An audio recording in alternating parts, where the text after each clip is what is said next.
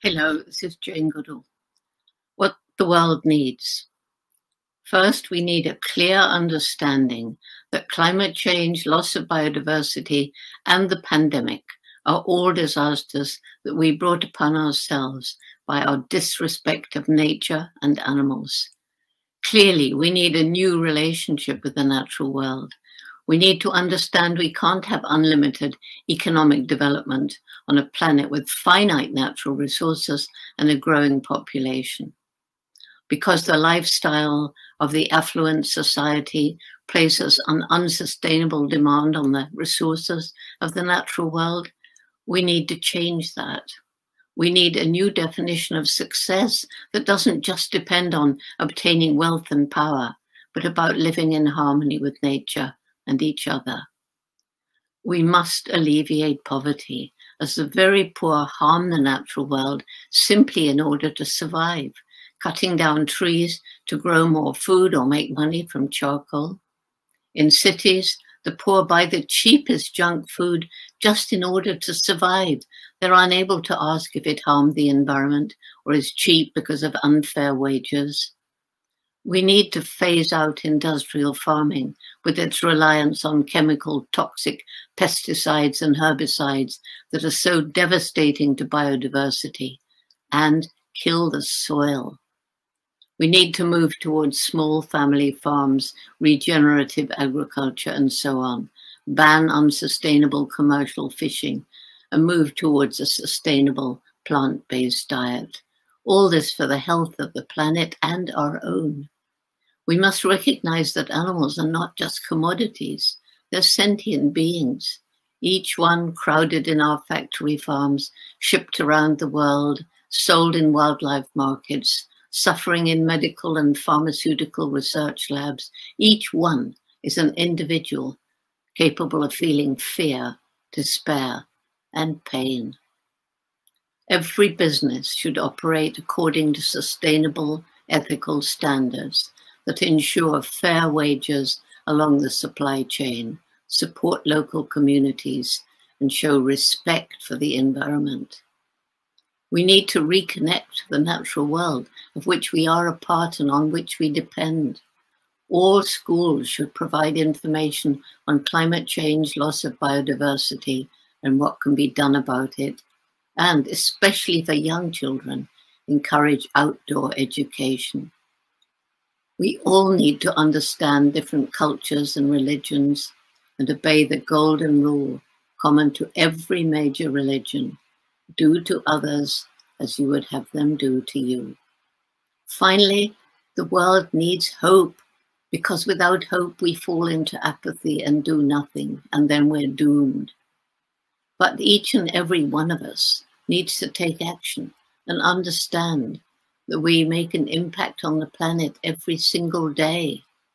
And we can choose what sort of impact we make, what we buy, how we treat animals and each other. Millions of ethical choices, even small ones, cumulatively move us towards a better world for all. Thank you.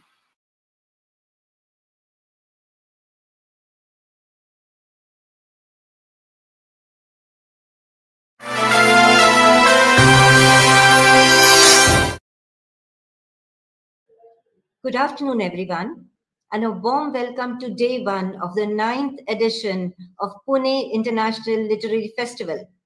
We now begin the opening conversation at Studio One on a very happy note with an interesting conversation, happiness.in, from the House of Cheer, with two cheerful people, Raj Nayak and Manjiri Prabhu. Raj Nayak, a well-known name in the Indian media and entertainment industry. Raj Nayak is a visionary leader, media maverick, growth spinner, trendsetter, and a motivational powerhouse. In his illustrious career spanning over 3 decades, he has led some of the largest media conglomerates in the country. Raj was a founding member of the Star India team in 1993, where he spent almost 10 years to grow into the role of Executive Vice President and part of the Managing Committee. He then moved on to launch the NDTV Media as its chief executive, where he played an important role redefining how news was consumed in the country. Before setting up House of Cheer, he was COO Viacom 18 Media Private Limited, where he steered the company to great heights. His unique prowess to pioneer new concepts and mentor people make him one of the most respected professionals in the industry. An advocate of happiness, Raj derives his energy from people across all walks of life and believes in the strength of diversity. Dr. Manjuri Prabhu will be in conversation with Mr. Raj Nayak. Dr. Manjuri Prabhu holds a doctorate in communication science and is a short filmmaker, an award-winning international author, and also the founder-director of 2 international festivals. She has directed over 200 children's TV programs, more than 50 short fiction and travel films, and has authored 18 books. Her thesis, converted into a book titled Roles, Real or Real, has become a rare reference book for students of Hindi cinema. Manjuri has been acknowledged as a pioneer in India among women writers of mystery fiction, and she has a diverse global fan following. She has been invited to reputed international literature festivals like BusherCon, Cheltenham Litfest, the International Agatha Christie Festival, UK, and International Women Fiction Writers, Matera, Italy. She is also an animal welfare activist promoting, caring, and adoption of stray dogs for more than 35 years. This has culminated into her latest research-oriented non-fiction book, The Doctrine of Peace. I request Dr. Manjiri Prabhu to begin the chair. Thank you so much, Renu. Raj, welcome to PILF. I'm so really nice delighted. To see you, Manjiri. So yes, nice to see you. Yeah. We've heard, I'm going to dive straight into this discussion. For me, happiness is something very close to my heart. I believe love and compassion are 2 very important emotions to be happy. And so when I saw your House of Cheer and happiness.me, I was so curious. I said, what beautiful names and what beautiful concepts. So let's dive right in and first tell me, what is the House of Cheer and how did you come up on a name like this? So before I tell you that, let me tell you, anybody who's a dog lover is a happy person. I agree. I completely agree. Yes. Yeah. So House of Cheer, it's funny, I mean, in 2002, actually, I quit my job at Star TV, and those days there was a court case against me. It was for a non-compete, so I had a long battle with Rupert Murdoch's. It was like in the Bombay High Court, and during that time, I come from that old school of working, right, where we never knew how to use a computer. We didn't know how to send an email or receive an email. So as long as I was in a job, I used to get my secretary to take printouts and I used to write and give it back and things like that. But when I was without a job for almost 9 months because I was going through the court case, that's when my daughter, who was in the 8th standard, I told her, can you help me with an email account? Because I need to communicate with the outside world. And she opened an email account for me. Those days it was Hotmail. And she said, what's it that you want? And I said, Raj Nayak at hotmail.com. And she did a email account called Raj Grouchy at hotmail.com. Who said, that's who you are. But for the outside world, I will give you a new name. And she wrote Raj Cheerful at hotmail.com, which later went on to become Raj Cheerful at gmail.com. And that's how the original cheerful word came, right? So when I quit my job at Viacom 2 years ago, 2.5 years ago, one of my colleagues who's now working with me, Namrata, and I said, what should we name our company? She said, why don't we call it House of Cheer? Because that's our mission, right? That's what we want to do. And that's how House of Cheer came. So it came from cheerful, and it's now stuck. And our sole purpose, spread cheer and happiness in this world. Beautiful. Beautiful of your daughter to do it. And you see, this is how destiny unfolds. It's a perfect example. Yeah, from 2000, who would have thought that 20 years later, yes, I would be using it, and that is what I would be doing, you know? Yeah, absolutely. So why happiness? I mean, let's start with the core. Why happiness? I never thought of happiness as a subject at all. I mean, that is something that probably naturally came to me. I was always a happy person. And probably also, you know, when I got my Twitter account years ago, and I kept my Twitter handle as Raj Cheerful. So by default, you start living it, you know, because people refer to me as cheerful, Mr. Cheerful, you know. And so subconsciously, you started living that image. And even though you may have been sad, unhappy, and things like that, you started portraying a cheerful image. So it happened by default. It didn't happen by design, right? Yeah. So I think even your Insta handle is Raj the Cheerful. Yes, it's Raj Cheerful. That's right, Raj Cheerful. Yeah. Yeah. So with a double L, full, right? Yeah. And later when I quit my job at Viacom, you know, it wasn't easy, right? Giving up a corner office, giving up $1 million salary, and giving up everything. I used to tell everybody who worked with me, saying the job of the CEO is to make sure that people who work with him or her, wakes up in the morning and has that adrenaline rush to go to work. If I'm able to do that, you guys will do all the work. I'll get the credit, and I'll share some with you. I used to joke about it. It was a joke, right? Until one fine morning, I woke up in the morning and I didn't have that adrenaline rush to go to work.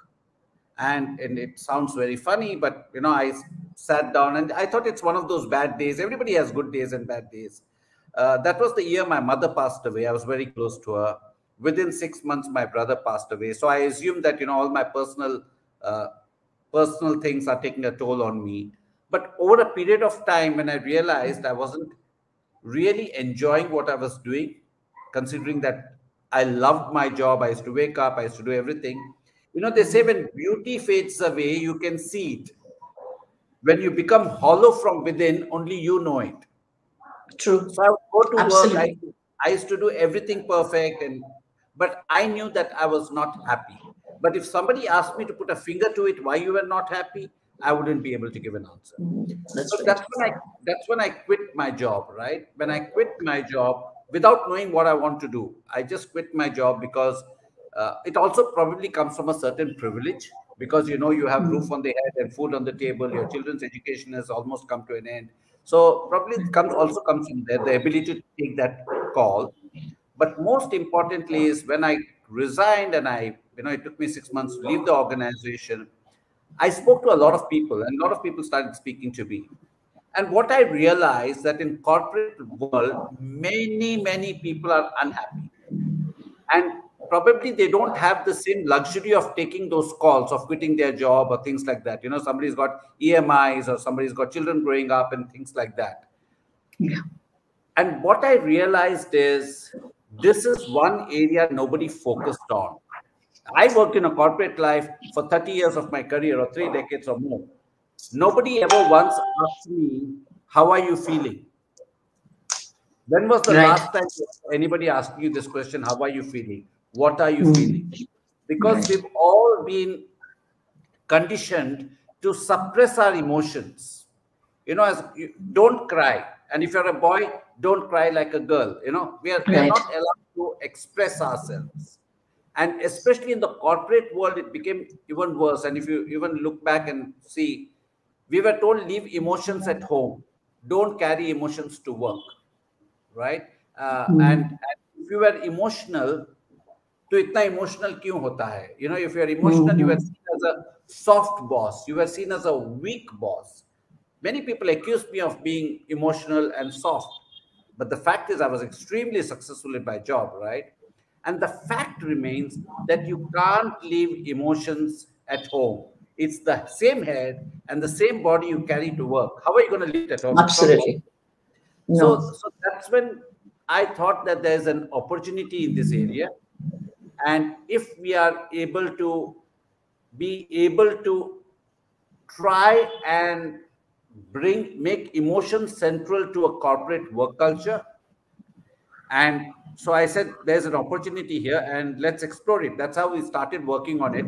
It took us about 2.5 years for us to put the entire framework, entire platform to measure not just how people think, but also how people feel.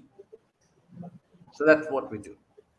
Yeah. So, but I understand completely your emotional state and transferring from the corporate to the emotional, let me say. But did you not miss it all? The financial perks, that office, the adulation, the power that comes with a post. Did you not miss that all? I would be lying. I didn't. If I said I didn't, at the moment when I took the call, I didn't at all, right? And this is something probably I've always conditioned myself by default or by design. And I tell this story many times. Years ago, I was on a flight to Goa, and those days there used to be a chief executive of Hindustan Unilever called Nitin Paranjpe, who's now the global CEO of Unilever. And he was on a flight with me, and he was sitting on another seat, and I was sitting on this side of the business class. The flight was empty. Once the plane took off, I knew who he was. He had no clue who I was, right? So I walked up to him, gave him my visiting card, and I said, my name is Raj Nayak, and I work with NDTV those days. I work with NDTV, and we do a lot of business with you. Shook hands. He sat with me. We got speaking on many things, but one of the things that stayed with me is he was wearing a uniform. He was wearing a Unilever uniform. And I asked him, do you wear a uniform? I mean, we were going to Goa, and we were going for the same festival. It was called the Goa Fest. And I was in my kids and in my shorts, and I was like, I mean, why are you in a uniform? And he said something very interesting. He said, when I go to office, sometimes I may not wear my uniform, but whenever I'm called to speak anywhere, I wear this uniform. And the curiosity got the better of me, and I asked him, why is that? He said, you know why, Raj? Because they are not calling Nitin Paranjpe to speak. They are calling the CEO of HUL to speak. Right. You got it? So he said, this uniform reminds me of that fact that it's not me they are calling, it's the CEO of HUL they are calling. So that thought stayed with me. So when I was at Viacom, from day one, I made it a point to tell myself that if a Bollywood star or somebody is picking up your phone, it's nothing to do with you. It's to do with the chair you're sitting on. So from day one, I didn't get attached to anything. I was dispassionate about everything. And I can with conviction tell you that in my 8 years of career in Colors, for example, where I dealt with Bollywood day in, day out, I haven't asked a single star for a photograph. You got it? Because I didn't get any kind of a thing. So we stayed out of it. So that's what happened. So when I had to let go, it was very easy because I wasn't attached to anything. And one of the main thing about happiness is you should be willing to let go. That's true. That's true. I think you were very grounded right from the beginning. Let's say that you were grounded. You knew what was right, what was wrong, and all, which I don't think most people understand. We're all taken in by the glamour and The power of the post is really unavoidable, I think. But like Nitin Paransby said, yeah, they're calling him as in his seat. That was important, and not as a person. Yes, I think it's a very important message that we need to remember. Also, I think it's very notional. You get very carried away with this designations, CEO, CFO, anything. Yes. The reality is, and I don't say this with any kind of thing, you take any person, Yeah. put them in a seat. If they're reasonably intelligent and if they're good people managers, they will be able to do a job. That's right. Unless you're building a rocket science or something like that, right? So Yeah. the thing is, and it's all in your head. The reality is, we are all the same. We get carried away. The moment you, in your mind, say that this is not the reality, right? I mean, and the two is money also, I think, beyond a point. Probably you can say it when your basic needs are met. Yeah. I'll be lying if I said if your basic needs are not met, then, again, the way to look at it, Manjuri, is, as you progress in life, your needs will keep changing, right? For my driver, I'm rich in his opinion. For me, somebody else is rich. For somebody else, Jeff Bezos is rich, right? It's all very, it's relative. It's all relative. Very relative, right?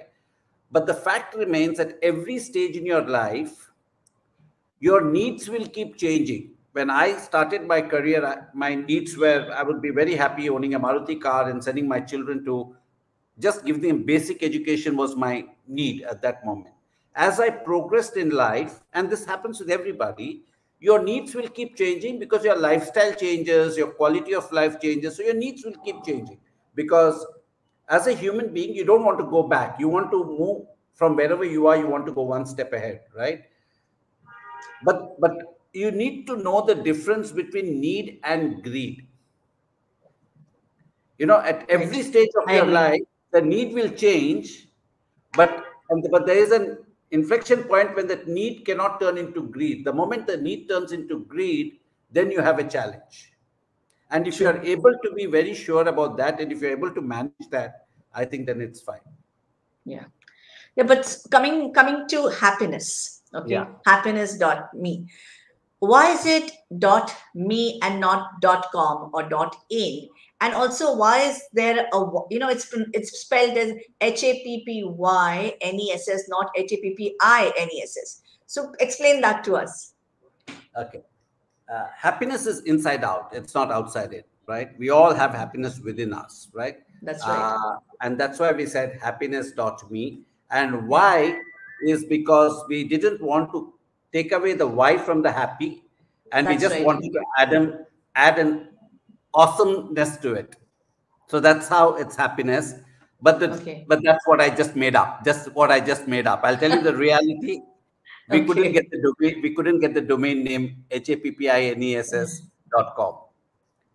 Oh, okay, all right, all right. So but I just made this up for you now. I just made this up for you. But, good. The domain name. But once we got this, we realized it works beautifully for us, and we were happy that we didn't get it, because that would have been commoditized. This stands out. That's right. Yeah, I love that happiness.me. I think it's beautiful. It really explains, somehow, even before you can tell me, I can imagine what it could be. But do tell us what happiness.me is actually.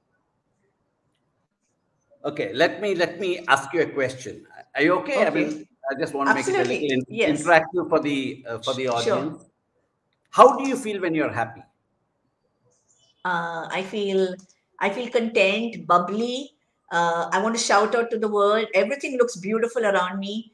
The world is perfect, and I feel complete when I'm happy.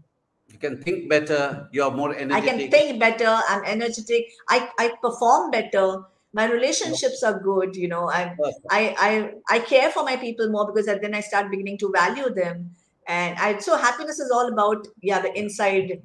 Just feeling good. and you radiate positive energy, all this, right? I mean, you Yes, don't need a yes. Harvard study to tell you all this, right? No, So no. okay, let me ask you another question. Yes. Who are the people will you give your life for? Oh, wow. Well, that's, well, my No, I mean, mom, yeah. my mother. Yeah, for sure. Yeah. So normally, I can start with my mother. Normally people say family, parents, children, Yeah. siblings, spouse, whatever. And Yes, and in yes. my case, of course, also my dogs, right? I'll give my life for them. Absolutely. Same here. Yeah, I would do that for my dogs too. Yes. Okay. Let me ask you a third question.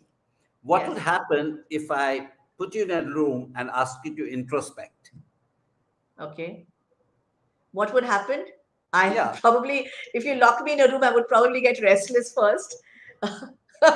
Maybe if you put me in nature, I would retrospect more, I think. Yeah. I No, think but I connect. let me rephrase.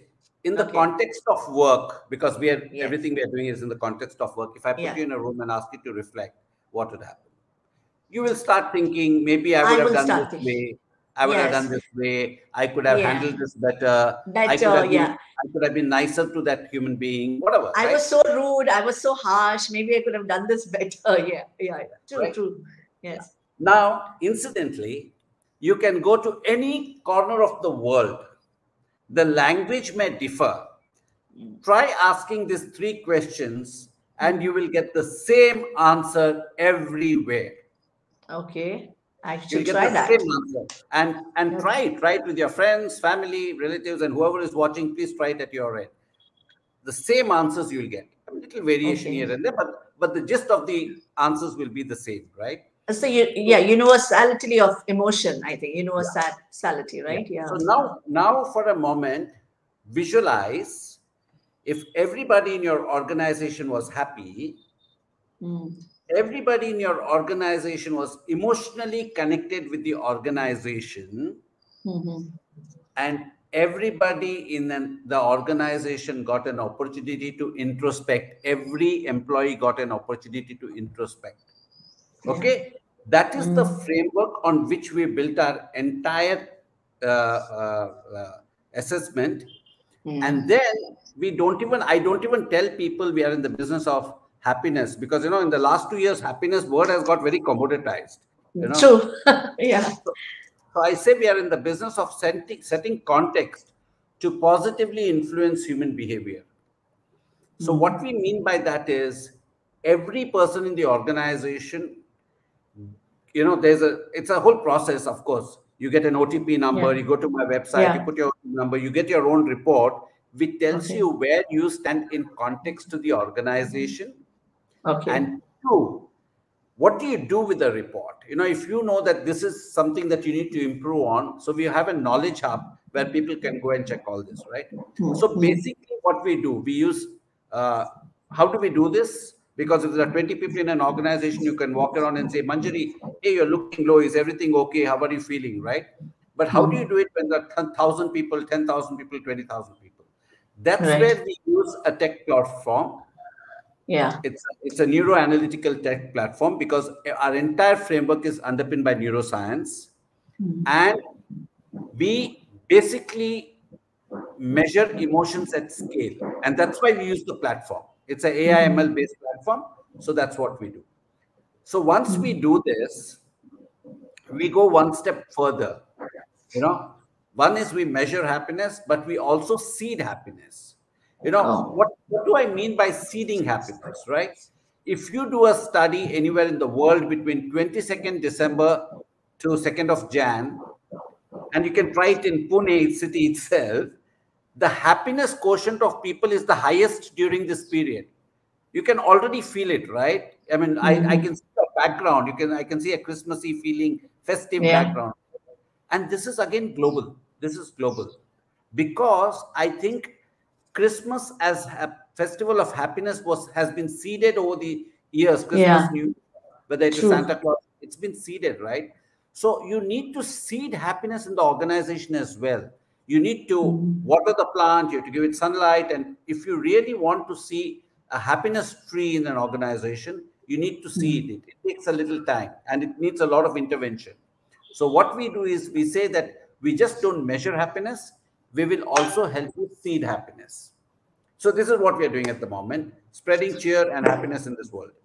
Amazing. It sounds really studied.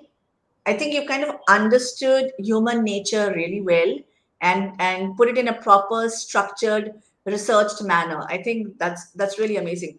But given the situation just now, where people are in the COVID situation, locked in their houses, employees are working from home, how do you think it would work with happiness.me? It's even more, in fact, for us, uh, we were a little worried. We actually shut down everything for almost 8 months, right? We retained all our people. We paid everybody their salaries and everything. But the fact is, we just told them, do some research work, do this, do that, when we open up, we will decide. But then fine morning, we said, no, this is not the right thing. Because what we realized is, on one end, you're digitally connected. On the other end, you're very disconnected, right? And what we realized is, people today need psychological safety. And more for organizations, it's becoming more and more important for them to measure how their people are feeling, because people are actually have gone through really bad time. I mean, in the last 2 years, for whatever reason, right? So this is the time where they want somebody to listen to them. They want to speak out. They want to express themselves. And one of the things we found is, post the pandemic, I mean, there's no post now, it's during the pandemic. Okay. During the pandemic, one of the things that has come out very, very loud and clear is, people are more willing to express themselves. People are more willing to speak out. People are willing to ask for help. It's no longer, telling Manjari, listen, this is bothering me. Earlier, you wouldn't hide it, right? But today you're willing to express it. And that's what we've seen. And because we are tech enabled, we've been able to implement it in companies, and with more and more companies now. In some cases, there are some companies where people are coming to work, but most companies are still working from home. And because we are tech enabled, we do it via it's Zoom calls, where we do a town hall and things like that. But after that, everything is tech enabled, so that's not an issue. Okay. And so from what I'm gathering is that it's more about employees being heard, and them speaking out their emotions, and probably reducing their loneliness. So do you think? Sorry. Continue. You were saying? Continue. No. So do you think that this would impact, in reducing suicidal tendencies and, that kind of, have you kind of had any experience with that? So we do two things, right? One, we do the overall happiness assessment, which is where we basically, our whole model is based on introspection, not interrogation, right? When I say introspection, not interrogation, is it's like the US visa form, right? They ask you, are you a terrorist? You see? I mean, no one's going to say yes. Obviously, right? So our thing is, we would ask questions which will make them think and reflect. Everything is based on that, right? Because the first thing about bringing in any kind of change, you have to accept and acknowledge. First, you have to accept, you have to be aware, and you have to acknowledge, right? And that can only come if you reflect. So that's based on our framework, right? The second thing is, we have something called the 24-hour listening tool, where this is a push, that's a pull, where every employee can go, and they don't even have to go. When they open their laptop, it comes out, or it's pinned to their Teams or things like that, where they just go and they can write what they want. There's one question which says, how are you feeling? They just give it a sliding scale, and they can write what they want. And this is something I learned from my wife years ago. When I was working with Star TV, I used to travel, say, 20-25 days a month. And when I used to come home, she used to tell me, this needs to be done, that whatever the issues, right? And I used to say, okay, we'll get it done, And she said, no, I don't want a solution from you. I just want you to sit and listen to me. I just want you to listen, Sure. Because people just need to get it out. So that's what we built. We built a tool which is listening to, which also has a loop back, because it's all anonymous, right? One of the things about people speaking out is, at least people are worried what is the repercussion, because when I'm giving a honest feedback, will I be judged? So they don't, so they feel very safe giving feedback on an anonymous platform. But if there is something as serious as just you mentioned, somebody's got a suicidal tendency, and if they express it, then we have a mechanism where the HR can reach out to them and say, do you need help? And would you be willing to reveal yourself and come and speak to so-and-so? But beyond that, we don't get into that, because that's not our expertise. We do, that's not our expertise. And we don't want. But I think it could happen on the side. I mean, maybe you don't realize, but it's actually helping people with those kind of so tendencies. It flags off if there's an issue. It flags it off.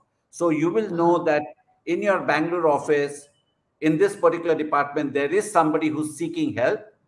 Now you will have to do some internal study to understand. Because otherwise, the moment you break the anonymity and you reveal the identity of the person, people won't trust you in future. They will not express. True. Yeah, there's safety in anonymity. Yeah, I agree. Yeah, but also what I've realized now is it's no longer as taboo as it used to be. I think also it depends on the organization. If the organization gives the feeling that you won't be judged and we will help you, I think that culture, once an organization creates, people will be willing to step up and speak. I think it all depends from organization to organization. So since you spoke about dogs, I want, because I am myself a huge dog lover, and you know, I've already sent you my book also. I love your book. Yeah. Thank you. So how important, and I've always equated dogs with love and happiness. Okay, always. I feel that there's a dog, like you said, there's a dog in your life, you're happy people. So in your happiness.me, do you have a plan where, or a segment in which you can include animals or dogs to increase the level of happiness? We haven't, but this is something I've recommended. But I have to start with my own office first. I've got two dogs, a Cocker Spaniel and a Shih Tzu. And my Cocker Spaniel is a lady, Meredith, and the Shih Tzu is a monster. He's a monster. He's a little monster. He's named after Chandler from Friends. So one of the things I actually have recommended to 2 or 3 companies, and I think it's a great thing for companies to do. It will take a little time for people to see. If you travel to France or something, right? You see people bring dogs to a restaurant, they bring dogs to the hotels, you know, they bring dogs to the shopping mall, everywhere, right? In India, you hardly can find a restaurant, very few, where they'll allow you to bring dogs, right? And hotels, it's all superficial. Because I've tried to go and stay in hotels, the 5-star hotels or whichever hotels, right? They say we are allowed to bring a dog, but then the dog cannot be, it has to be only in the room. It cannot go into the common areas. What's the point? What's the point, right? So, but I have been recommending to companies saying that, and I think more and more companies at some point will, it has to happen, right? Somebody has to take the first step, and I want to do it first in my own office, of saying we will have a dog which is an office dog. Keep 1 or 2 dogs depending on the size of your office, organization. Keep dogs, office dog, which will be looked by the company, which will be taken, and anybody and everybody in the company can play with it, pet it, and things like that. There are certain rules that you can't feed it and things like that, because you'll have to take care of it properly. Take care of it properly. But I think if organizations do this, it will bring a lot of change within the organization. And I've seen it at Viacom, and we did not embrace it as a company policy or something, but there were 2, 3 stray dogs in the compound or outside. So actually, even the company didn't adopt them. Initially, the watchman adopted them, right? Initially, the watchman and the drivers adopted them. Later, the HR and the company, contributed, and people started contributing, and then it became like a company dog, right? Company dog, But I think there's an opportunity there, and I think more and more organizations should look at it. Do you know why animals or dogs in particular? I mean, I don't know whether it's they are always happy. No. Why? because they don't think about the future. True. Yeah, they live in the moment. Yes, that's true. It's as simple as that. Absolutely. Yes. We spend too much time thinking about kal kya hoga, jab humko, when we don't know what's going to happen tomorrow, we are thinking about 5 years from now. Yeah, and they also don't think about pleasing people. They only know that they love their human. That's it. Exactly. That's exactly. it. Yeah, lovely. But I think authentic self. They are their authentic self, and that's what. If you really want to be happy in life, you have to be authentic. Be yourself. Because when you're yourself, you're not putting any kind of pressure on yourself. Yeah. Because you are who you are, right? And that makes it so much easy. I agree. So, coming back to the actual workings of happiness.me, and you've started, I think it's been 2 years, 3 years. How long have you, since you? We started our work 2 years back. We actually went to market about 4 months ago, because it took us a lot of time working on this, and we kept on tweaking our product, and we kept on getting different kind of inputs, and with every interaction with the client, we would get more inputs and things like that. But now we went to market 4 months ago, and touch wood, I mean, the feedback is amazing. And we've already signed almost 7 companies already we are working with. Another 10 companies are in the pipeline. This pandemic has slowed down decision-making process a little bit. That's true. And hopefully by the end of next fiscal, if everything goes well, hopefully we will slowly build from here. So what is your long-term vision for it? I mean, what do you hope to, I mean, of course, I can understand happiness, but in terms of growth for the branch, for the segment, what do you hope to achieve in, say, 10 years from now? Yeah. So the way I look at it is, I mean, as of today, I'm spending more money running the company because it's 100% self-funded than what I probably would have made, in a month probably, the kind of money I'm spending, right? I'm spending a lot of money. But I genuinely see a business opportunity. I'm not here because I believe that this is the only good I want to do. But in the process, if I'm able to do good, if I'm able to create a great happiness culture, not just only in corporates. We started with corporates because that's the low-hanging fruit. It's easier for us to do B2B. But the way I look at happiness is, it's a huge canvas. It's a huge canvas. All you need to do is find some painters and give them the paint and the brush, and they can all keep painting in different parts of the canvas, and you'll create a masterpiece. So the things that we can do with happiness has no boundaries. It has no boundaries, both geographically or in language. And one of the things, even our existing platform that we use, we are in all Indian languages, just for your information, including that's Urdu, good. Including Lovely. Urdu. Amazing. Yeah. So that's great. That's the way we look at it. And for me, we've already set up a happiness research academy. We've set it up, and that'll ongoing. There will be ongoing research that will happen throughout the year. That's something that we are doing, and then we will see what are the segments where we can get into. Where there's a stated purpose and mission that I have. That no matter how big a company we become, we will not have more than 99 people. That is one stated objective. Second thing is, once we pay for all our people and we are able to pay for everything, we will reinvest the money in whatever way to spread cheer and happiness in this world. So these are the 2 stated objectives that we have. That doesn't mean we will undercompensate our people or something like that. Yeah. Right. But beyond that, that's the plan. It sounds amazing and very steady.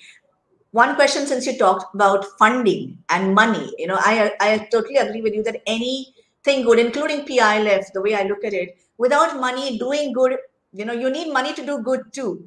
You see, so people sometimes don't understand that. Yeah, you can't do without money. But then how do you equate the requirement for money with happiness? Because that's a necessary evil. No. So it's like this, right? I mean, a lot of people have asked me this question: does money buy you happiness? Yes. Right? Yeah. Anybody who tells you money won't buy you happiness is lying. Okay. But let me put a but there. The but is, once your basic things are taken care of, your basic needs are taken care of, then no matter how much money you earn, it is never going to be proportionate to the happiness quotient that you have. It's not directly going to be proportional. So it doesn't really matter. And I think one thing pandemic has definitely shown all of us is how little you really need, right? I agree. I mean, suddenly we realize how little that we need. Yeah. Now, a lot more people die rich than live rich. Absolutely. Lovely. Yeah. Right? So you need to live rich. You need to live rich. So like in my case, I mean, I've told my daughters, both my daughters, right? And from a very young age, I used to tell them, hey, Samira and Atiya, let me tell you something. Your dad and mom have worked very hard for what we have achieved so far. We will give you the best education wherever you want to go, right? We will, whatever needs to be done for that. We will, even if it needs to sell a house, we'll do it. We'll give you this education. But after that, you're on your own. Your mom and I will work very hard to spend everything that we have because we are going to enjoy our life. So, but a lot of people spend time creating, and then you see the more wealth you create for the next generation and generation after that, because there's never an end to greed, right? But what happens? You see all the families, siblings don't talk to each other, they don't love each other, all kinds of problems start, right? So I'm not saying you shouldn't create wealth. I'm not saying I'm against creating wealth, but you cannot do it at the cost of living your life and living a good life. Completely. I agree with you. And it's really, it's important to understand what really matters in life. Money is important, but not at any cost. Absolutely. Exactly. But I have another question for you. This is, of course, a generic question. Do you think that, coming back to happiness, do you think that happy people are nice people?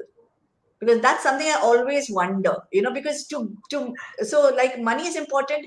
I think even being nice is important, but are they necessarily happy? Happy people are always nice. Let me tell you something. Have you ever at your work or something seen, boss ka mood kaisa hai? You ask, how's the boss's mood? Or even at home, you said, how's dad's mood or mom's mood? Why do you do that, right? Because when the person is in a good mood, the person is more magnanimous. When a person is happy, he's more magnanimous, he's more willing to give. And a person who's happy is content with life. A person who's happy is at peace with themselves. You cannot be happy if you're not at peace with yourself. You cannot be happy if you're not content. So obviously, if you're content and if you have peace with yourself, you'll be nice to people, because end of the day, there is compassion and there's empathy within you. True. I agree. But another angle to it, when you're talking about happiness, I find that carefree people are happy, they're carefree, but so are careless people. Now, because, they're careless, they don't care about others, and so they're happy. So where do you draw the line, carefree, careless? I mean, what matters? See, again, it's a question of what do you call as happy? Because they're careless and they're enjoying life doesn't mean they are happy. They may portray that they're being very happy, right? And there's a difference between happiness and joy. And and this is not my own saying, but I read it somewhere, but I felt that it was a very nice way of putting things, because somebody said, what's the difference between joy and happiness? And this person articulated, he said, joy is like an elevator in a building that will keep going up and down. Happiness is a permanent structure that remains there. Wow, nice. Okay. So, but I like that way of thinking. And another thing people have, one of the things which I realize when I talk to people about happiness, and they think that happiness means it's like, we used to get that little monkey, you key the monkey and whole day the monkey is dancing and, that's not right. Happiness doesn't mean you can't be upset. Happiness doesn't mean you won't feel sad. Happiness doesn't mean that you won't sometimes get angry. These are all emotions. These are bound to be there. But the question is, when you say you're a happy person, it's all about sustained happiness. How do you react to situations? how you behave with other people. Are you at peace with yourself? Are you content? But in spite of that, there could be situations when you will feel sad, and it's okay to be sad. It's okay to feel angry. It's okay. That's part of life. But that does not mean you're not happy. So if I'm Raj cheerful, okay, then it's the way I tell it is, if I'll be lying if I said all the time I'm happy. There will be moments when I think something's bother me and all. Yeah. But I can not necessarily be happy all the time, but I can choose to be cheerful all the time. Right? You can choose to be cheerful, and happiness also is something that you can choose to be happy. Because the way they say about happiness is 50% of it is genetic. So, so if both your parents were unhappy people, you have a challenge. Okay. Yeah. But the fact also remains that 99% of couples in life are chalk and cheese. Right? That's why they say opposites attract. So there's some amount of happiness within you. 10% is the environment, but 40% is something that's within you. So you can condition yourself to be happy, the way you behave, you react. You can actually work towards becoming happier than what you already are. And we've seen that with science, with research, where you can see the change happening with people. Amazing. Raj, we have some questions coming in, and I think we should take them now. Let's just see. Can you put up the questions? Okay. What in your opinion, one second, what is your opinion on the happiness curriculum in schools in Delhi? That's Dipankar Mukherjee. I think the idea of a happiness curriculum in school is a fantastic idea. It's a brilliant idea, right? And I think it should be everywhere, whether it's in school, colleges, universities, hospitals, it should be. That's a great idea.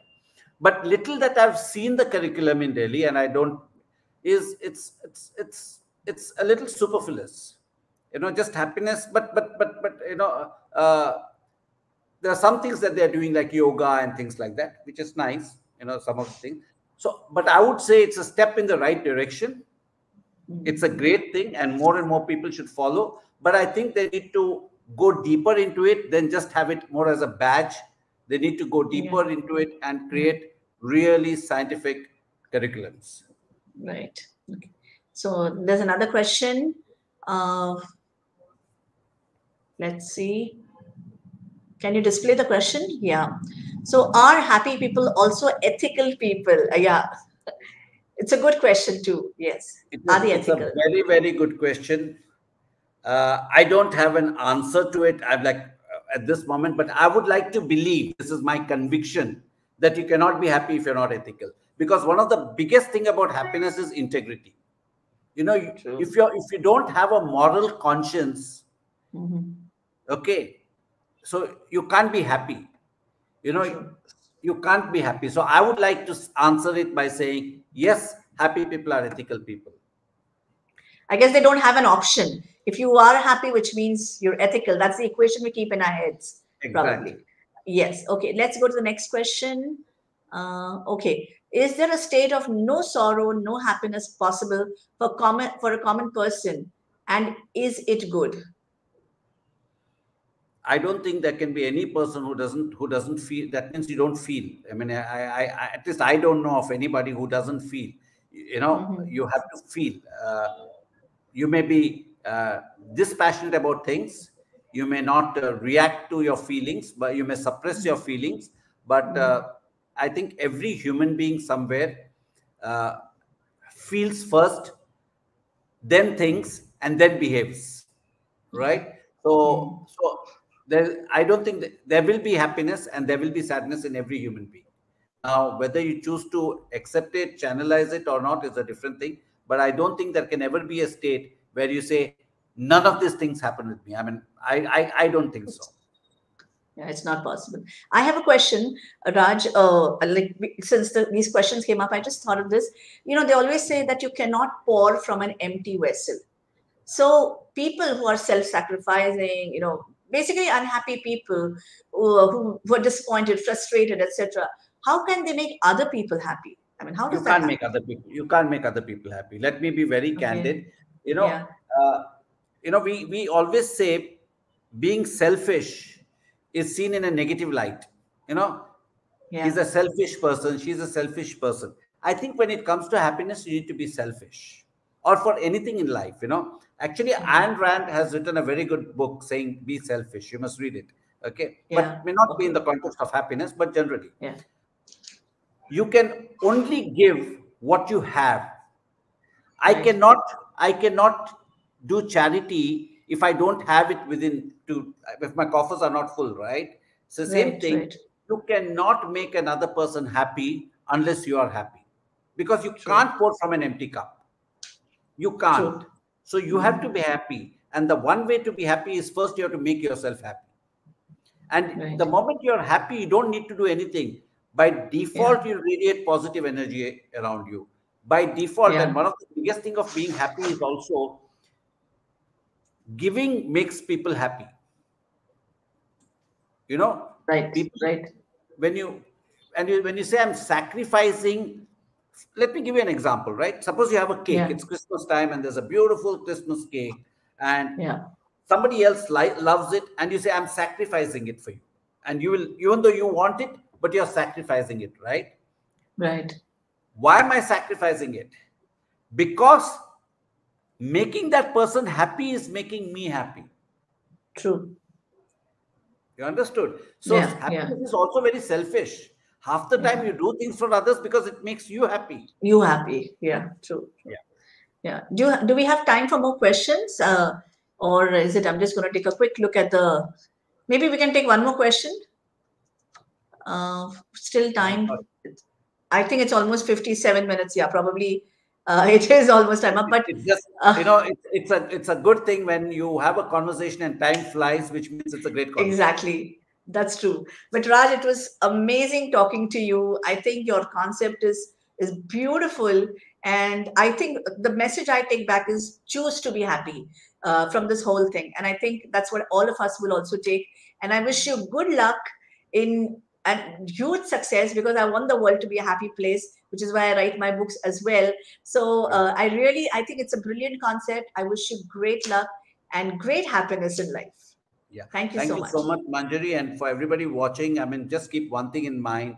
There are only two things that you carry to your grave. You know, one is your memories, and memories is such that some you leave behind, some you take with you.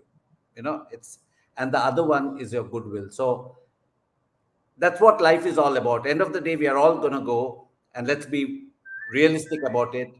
We are all mortal. So create as many memories, create as much goodwill, and live a great life. Tomorrow is another day. Thank you. Great message. Thank you, Raj.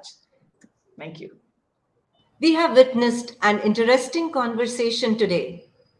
We met the visionary leader from the Indian media and entertainment industry. Best of luck to all your happy ventures, Mr. Raj Nayak, and thank you for being our PILF guest. We will begin our next session in Studio 1, Tiger, Tiger Burning Bright, after a break of 15 minutes at 1:45 p.m. We thank our title sponsors, Vishwakarma Publications, and our bookstore partner, Crossword.